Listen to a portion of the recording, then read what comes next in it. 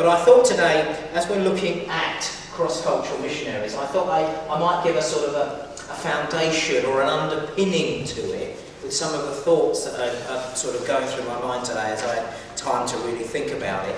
And so I've called it Decoding the Postmodern World. Now you've got notes, but it'd be better if you read them afterwards rather than now, because they're just so that if you miss a little bit, you can sort of catch up with it later.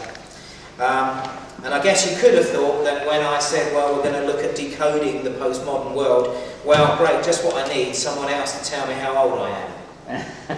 You know, because we do need to decode the world in which we live, and, you know, the majority of us are of an age where we need to understand, you know, when people say it's cool, and when people say, well, well, I can't even remember some of the words, so you know what you can tell us, couldn't you? Some of the expressions that are used by youth today that, you know, are totally contrary to what they actually seem to mean. Wicked.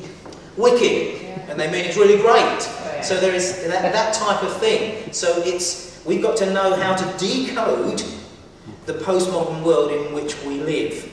Now the last thing in the world I want us to do is to really spend every moment that we've got, and we have got limited time, to invest in ministry outreach and to just be looking at every possible thing we can around us on MTV and learning the language of the people around us in such a manner that what it does is it destroys all the effectiveness and the time that we actually put into evangelism, because you can learn all about something and never do anything about it. And the importance is that we learn something about the culture in which we live, and at the same time practically do something within it and use the knowledge we've got and let that build as it goes on within the culture we're ministering amongst, and then allow that to build and be of some effect. And there is no question that the time in which we are living, the generation in which we are living, and working amongst the children and the people of the day and generation that we're living in is very challenging. I don't know if you find that to be the case, but I do. I find it very challenging talking to people about the things of God. I find it very challenging to get under the skin of what people are trying to say to me, and to be able to bring out in a relevant and a positive manner something that will actually affect their belief system. Because it's all very well bringing the truth, but if you bring the truth and it doesn't affect somebody's belief system, you brought the truth and it's getting nowhere. So we need to bring the truth in such a manner that it gets under the skin and affects the belief system of the culture in which we live in. At some level, we'd be right calling them troubled times. But these are also some of the most exciting times as well, both for adult and for youth ministry.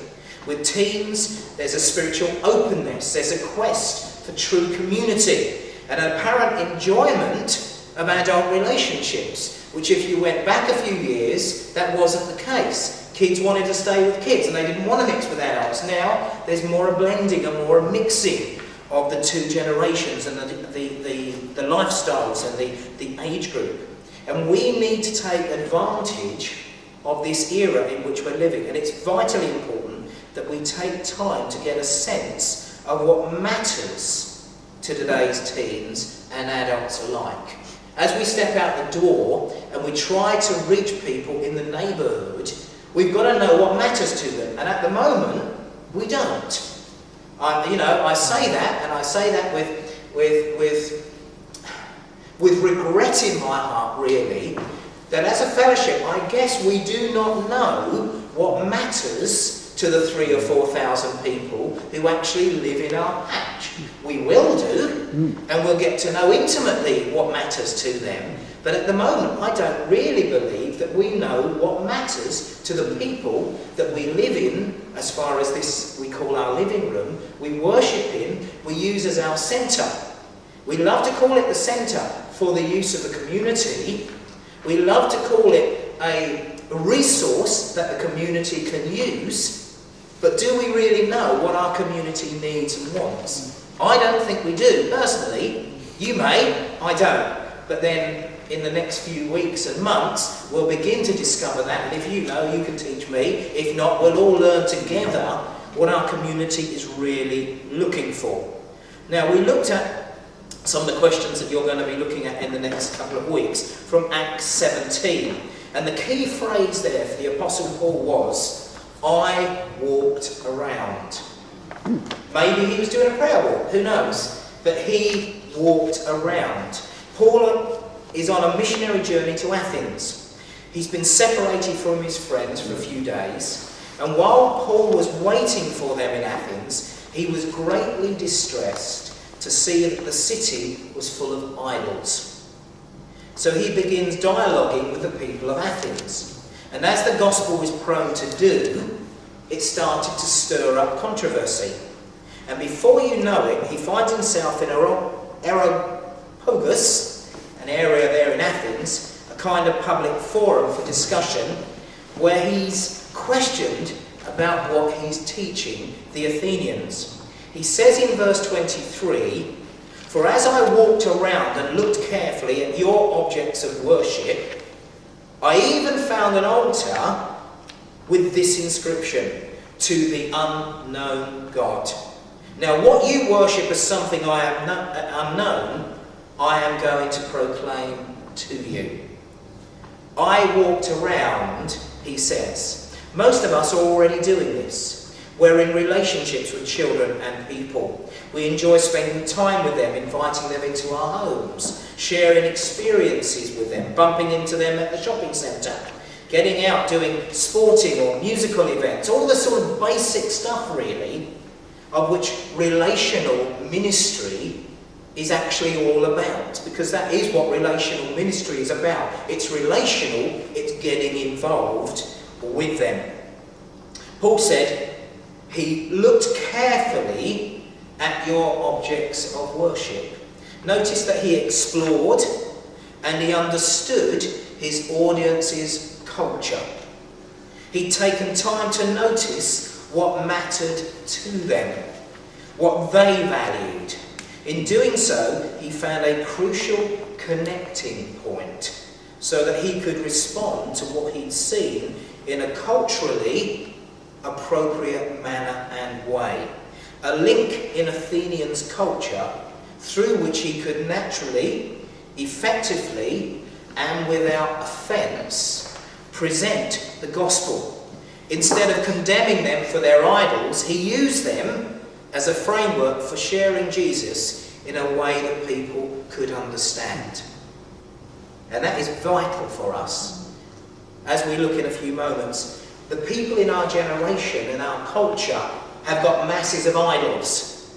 Now we can condemn them, or instead of condemning them for their idols, we can use them as a framework for sharing Jesus in a way in which they will understand. There's a lesson for us in how to interact with our culture there, because culture both shapes and reflects the value of children and people, and it's crucial that we understand what is happening in their world.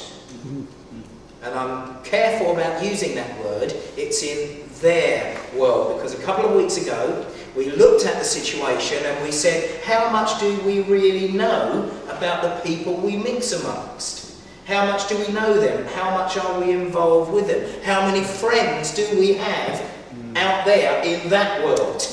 Why? Because we are so comfortable in our own little Christian ghetto. We feel comfortable, we feel warm, we feel safe. There's nothing except one another to upset each other. We know the grace of God always gets that put right. You know, so we're in our nice, soft, snug nest, aren't we? And, you know, like human beings, we find that comfortable. You know, when you're under the duvet, 6 o'clock in the morning, the alarm goes off, is it the first thing you want to do is to jump out of bed? It might be, if you're a nutter. No, it might be, that might be just you. Or it might be that you think, oh, I'm going to let that go on pause and have another 10 minutes because it's comfy and it's warm and you're just waking up and you need that 10 or 15 minutes to wake up in. You know, well, we're a bit like that with church, really. We're a bit like that with the Christian family. We get under our Christian duvet and we want that extra 10 minutes. And for the church, 10 minutes is 10 years. And soon the time goes by. What today's children and people need in their lives are thoughtful people who are willing to explore what's happening in their respective culture, and who will then use what they learn as a window and a natural point of entry into the souls of the generation we live amongst, and to respond with the gentle love of Jesus. Now that doesn't mean, as we looked at last week, that we don't tell them the truth. Because, you know, there is good love and there is bad love. You know, good love speaks the truth. Good love sometimes will, you know, be like a door slamming in somebody's face. Good love is when sometimes you tell somebody something and you know, and it's sometimes maybe upset them that something has challenged their worldview of things. But it can also be bad love if you don't do it in the right way. And so we need to respond with the gentle love of Jesus and with his wisdom and sensitivity. So what is the postmodern worldview? Let's take a quick walk around and have a look at it. There's something here that will come as no shock to us. Children and people today seem to see their world in a different way, do they not? No? Well, maybe I just live in a world all of my own. Pardon? That's not the then and now. Say again. That's not the then and now. No. I mean, well, yes it is. If we look at it and we look at... From my perspective. Yes, indeed. If we look at it from the thens and now, as we were looking at before, the moderns and the postmoderns, as you're remembering there, the thens, the moderns, see the world now in a totally different way from the nows and the postmoderns. And there is a cultural, you know, like two buffalo bashing their heads against each other, and there is a common misunderstanding between them both. And that is why there are so many conflicts going on between the generation in which we're living now and the older generation that is around. It's called their worldview. And it's important for us to understand it. A worldview is simply the lens through which a person views and understands the world. As Steve just says, it's the perspective we have, and we've already looked at in a couple of other sessions, of how we come by our worldview. You've probably heard people talking about a postmodern worldview, or maybe you haven't. Maybe this is the first time in these sessions we've started to look at it. But it shouldn't be so much of a surprise that this, quote, new view is much more like the thinking of the New Testament than we actually give it credit for. But we have to sieve out of what's being said and the views to see just where it is. But that's a matter of another session.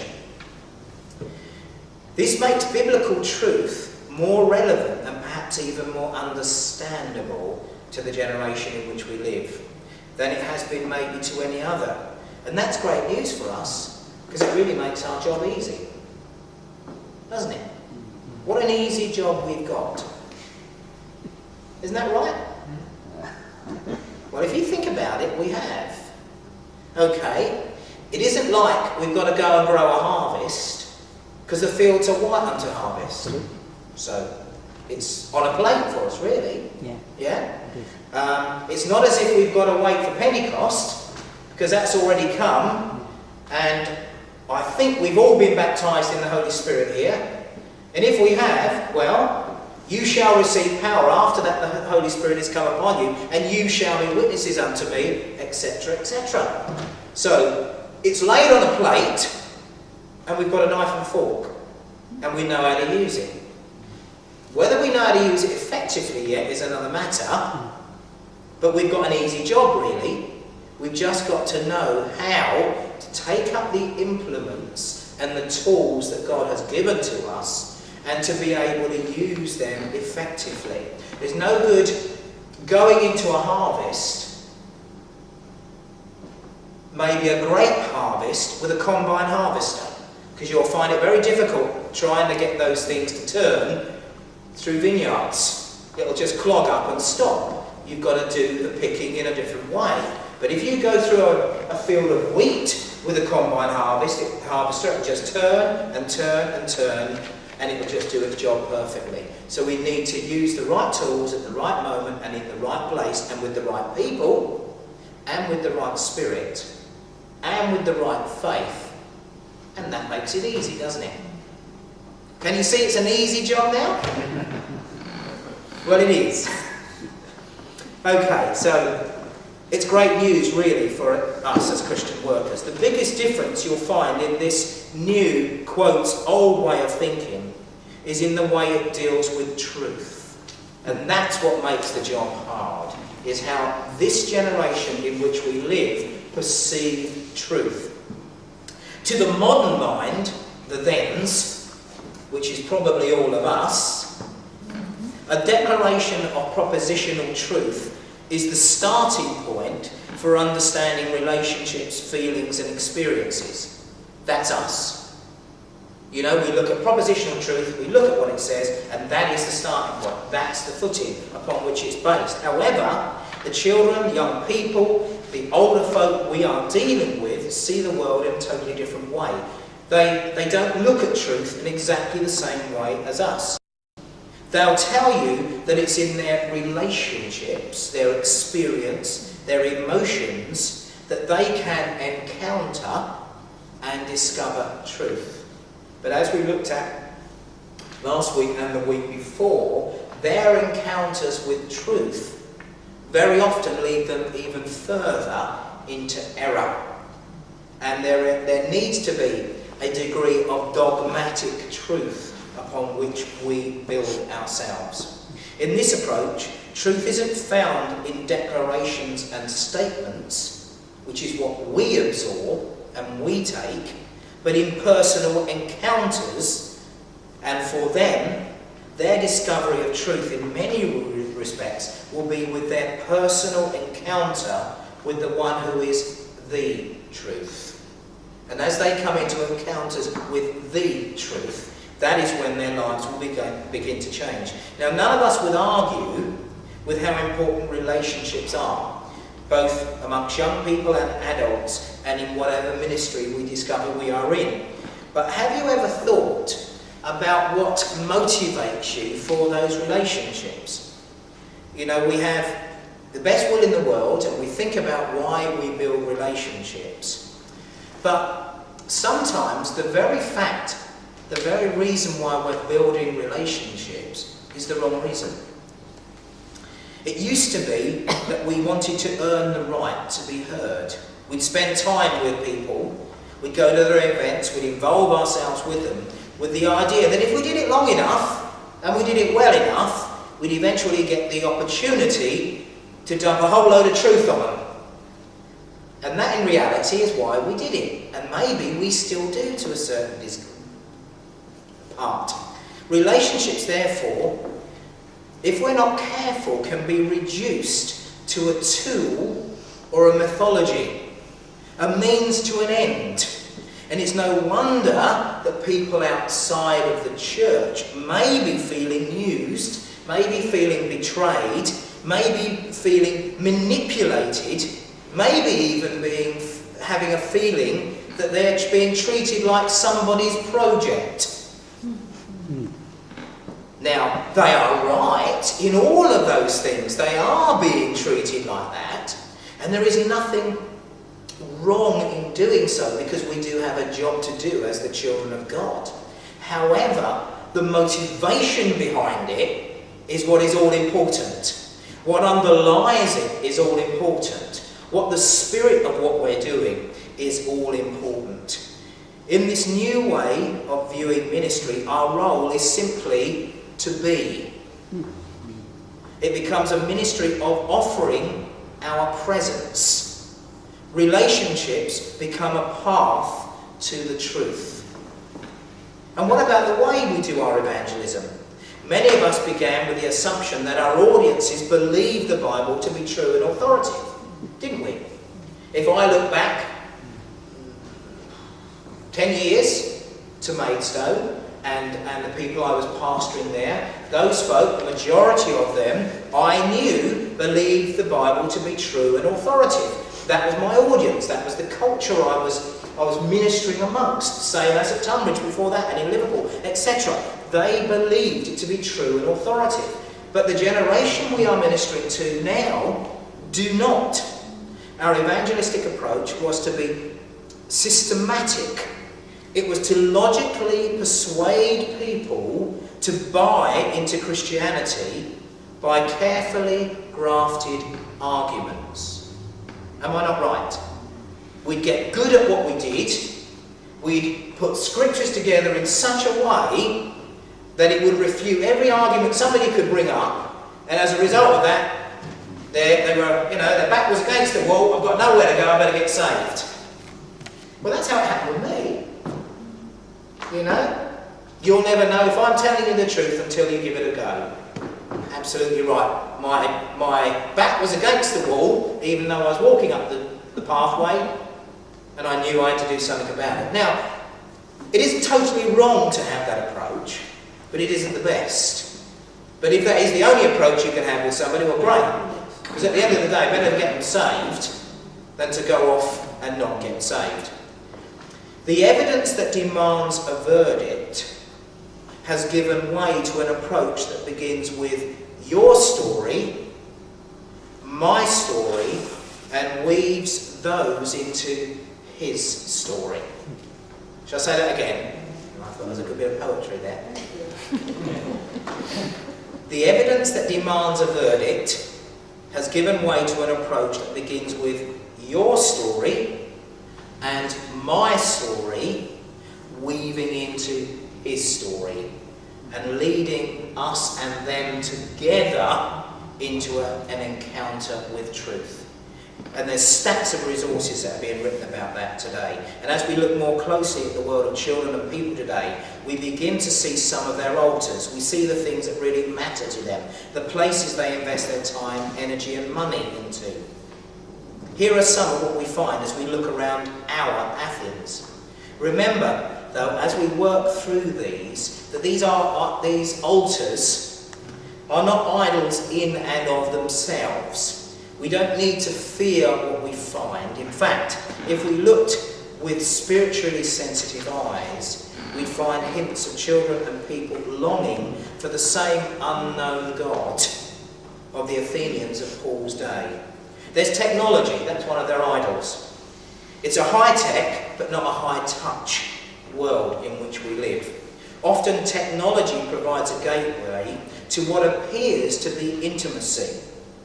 And we see that there is a great longing for connectedness that is very deep. I mean, I don't know about you, but if you spend any time with a computer, if you're not careful, you can find your world starts to get wrapped up in that computer. You get onto the internet and you start searching for stuff, and you find this and that leads you to something else. And if you're not careful, your world suddenly closes in on you, and your connectedness with the world is through that box in front of you and a keyboard and a mouse. And you need to be able to get out of it. Children and people don't even know that they live in a technological world. It's the only world they've ever known.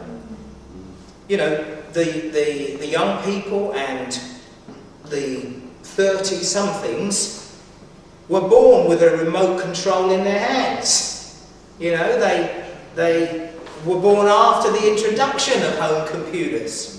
VCRs, CDs, satellite TV, pagers and cell phones. They're neat gadgets, not massive, wonderful technologies that suddenly blow the mind when they come. They're just a basic means of communication. I can remember,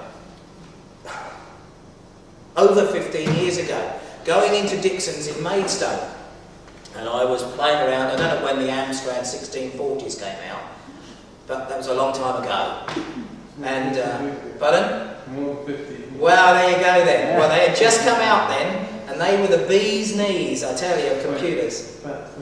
About 20 years ago, okay. And I can remember going into Dixon's, and I started, pushing these buttons, and I couldn't get anything to come up on the screen, and there were these kids doing all this. And I thought, I'm not having this.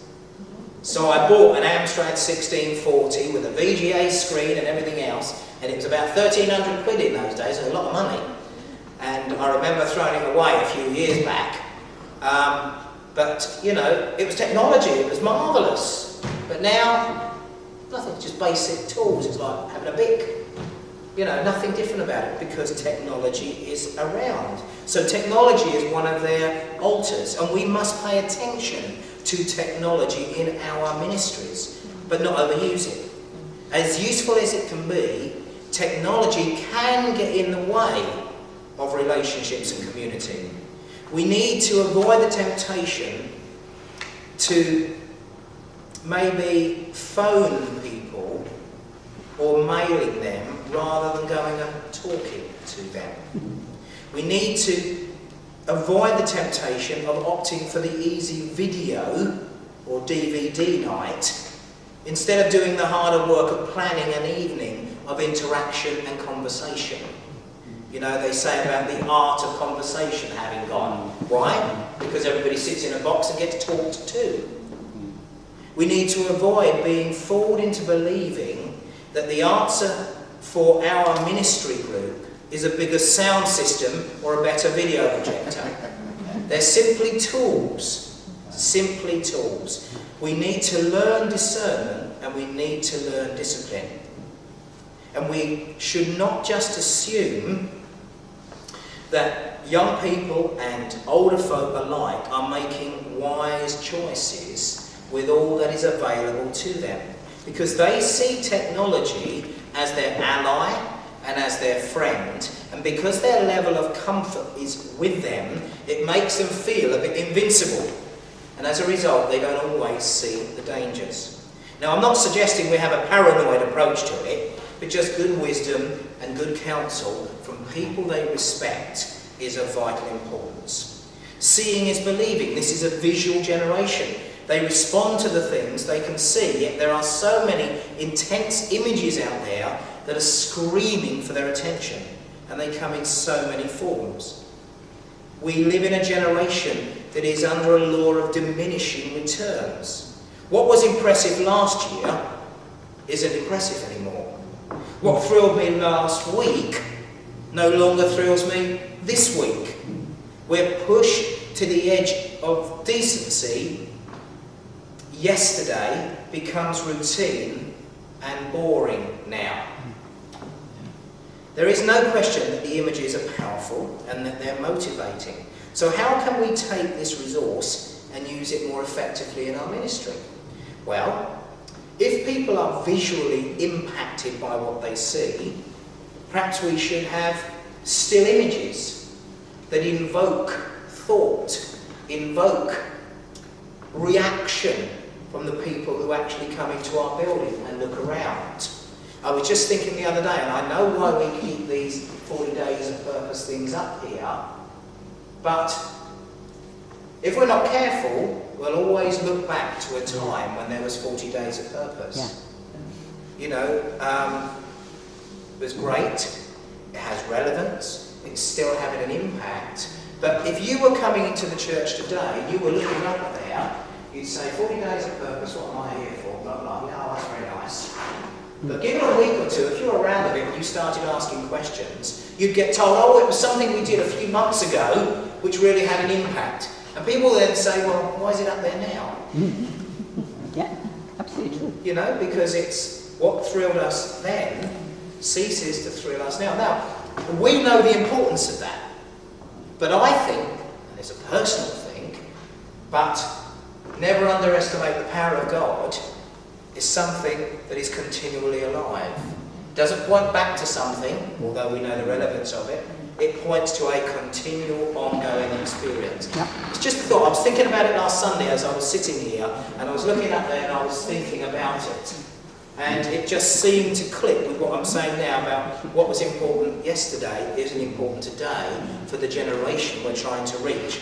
And we may need to create harmonies, and we sang a song and it had a rose on, and I can't remember what it is. And Like a Rose, yeah. Is it Like a Rose? It was Crucified. What's the song now? Yeah. Well, whatever it was, It had a nice bit of movie footage, It was great. yeah, associated with the song that we're singing. Now, harmony puts on the screen a reinforcing message or Above all, image. it's called. Pardon? Above all. Above all, that's right. Now, we can sing a chorus and we can see the words, and they're flat, and eventually they have an effect depending on who we are and what we are and how we're feeling. However, if we can create harmonies along with what we are reading and along with what we are feeling, the interaction we will have will be significantly greater than looking at something flat on a screen. And I'm sure you'll probably agree with that, won't you, Steve? Because you then get involved in what you're physically seeing because it's moving pictures. It harmonises with music, with theme, with attitude, with lyrics, with lilts of melody, whatever it is, it harmonises with it and brings you into what is being trying to be said in those songs. They're a tribe apart as well. There's a lady by the name of Patricia Hirsch. She described adolescence in a superb book that she spent 3 years putting together, and she followed 8 teens around in the world. What she found was a fascinating web of relationships and encounters that allowed her to see the soul of the generation she was looking at, and her insights are profound. They remind us just how important it is to understand the relational structure of our world. To really understand adolescent relationships, you need to understand the concept of tribes. And we looked at tribes last week, didn't we? Yes, you remember? We looked at tribes, didn't we, last week? Tribes are subgroups of adolescents that have their own language, dress, music, values, attitudes and lifestyles. They could be hoodies, because that's one of the tribes, if you like. They could be a load of other ones, names that escape me just at the moment. But, you know, hoodies are a tribe. They have their own thoughts, the ways of doing things. They mix together only with themselves. They have a low level of tolerance for anyone outside of their tribe. And tribal membership represents for them a point of primary identity, especially for children and young people who feel like outcasts. Outcasts love to get into a tribe where they can become insignificant yet still significant because they're part of the tribe. And we need to try and understand them. These tribes are subsets of adolescent cultures.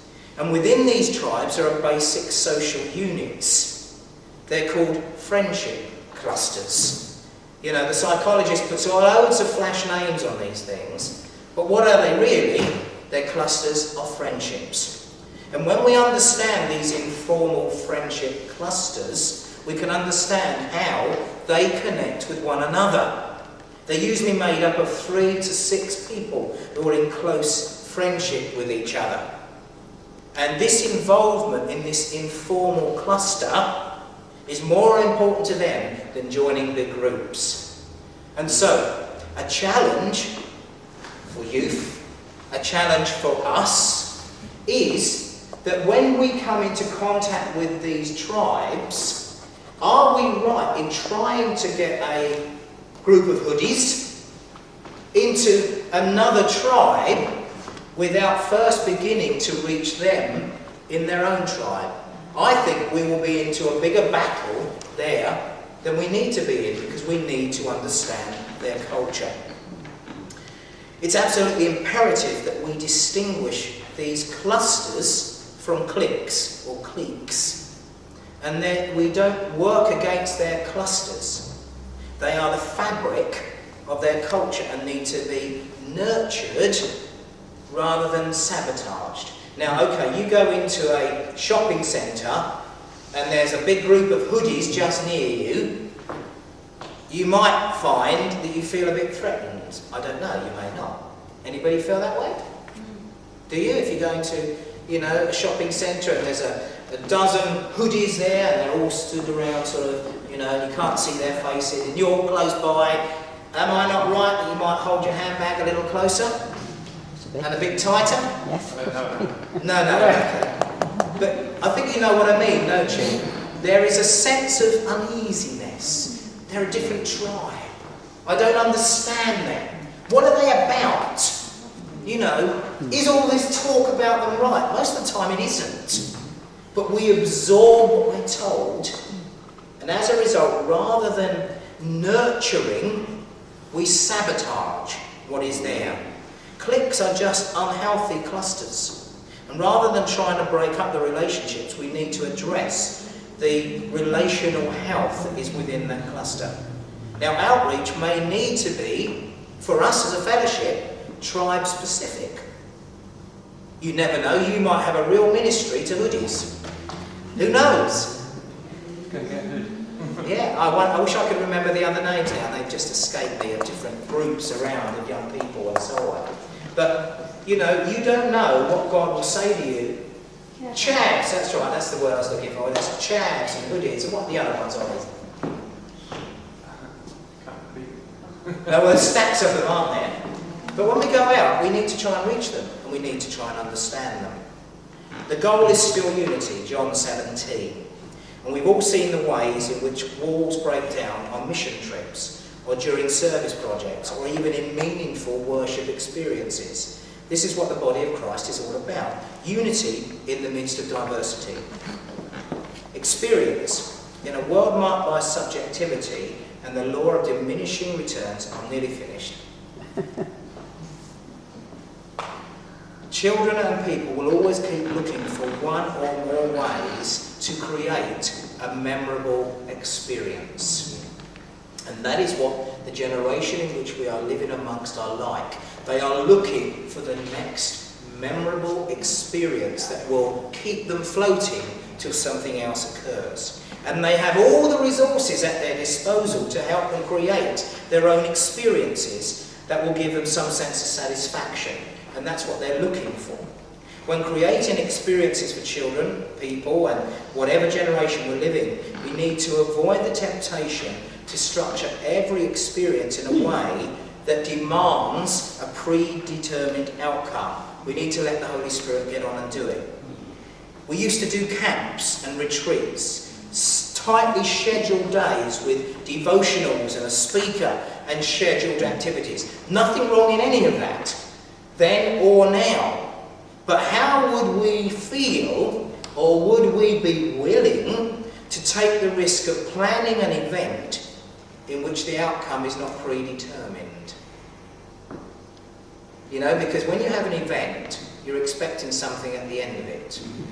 And I wonder how we would feel about having an event without a predetermined idea of what the outcome would be. It's scary, that. And people would think, well, it's a waste of time. We're not going to achieve anything. And we'd find every reason for it. But it's scary. And so, when we are trying to reach our ministry targets, we need to be inwardly sensitive so that they can experience what is happening in their present. We need to help them to hear God's voice in the silence. We need to help them to feel God's touch when they're in pain. We need to help them to sense God nudging in times of decision. We need to help them to be able to redeem experiences they've already had or are having.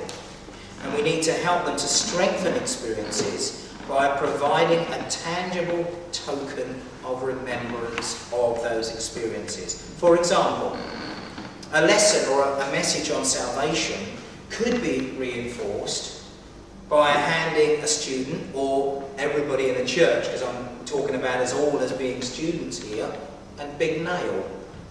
Because if you were holding this big nail and somebody started talking about the nails that went through the hands and the feet of the Lord Jesus, it would reinforce the message. In the same way, if we were talking about spiritual growth, or, you know, going out sowing the seed, perhaps giving a pack of seeds, whatever, we're called to use our understanding of our missionary targets to help them to see what they're experiencing as the unknown is really God's movement in and around about them. And that's exactly what Paul did in Athens.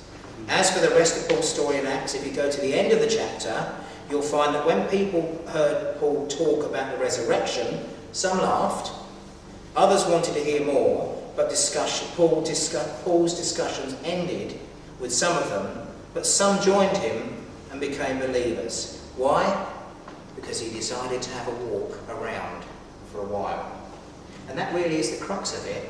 We need, like Paul, to have a walk around, to see the culture and to see how we can reach the culture that we're living in order that we can become cross-cultural missionaries.